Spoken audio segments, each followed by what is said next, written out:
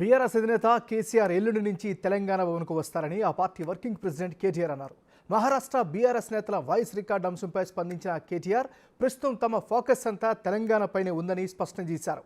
ఇక నుంచి కేసీఆర్ తెలంగాణ భవన్లో అందుబాటులో ఉంటూ అన్ని పార్లమెంటు నియోజకవర్గాలపై సమీక్ష చేస్తారని తెలిపారు.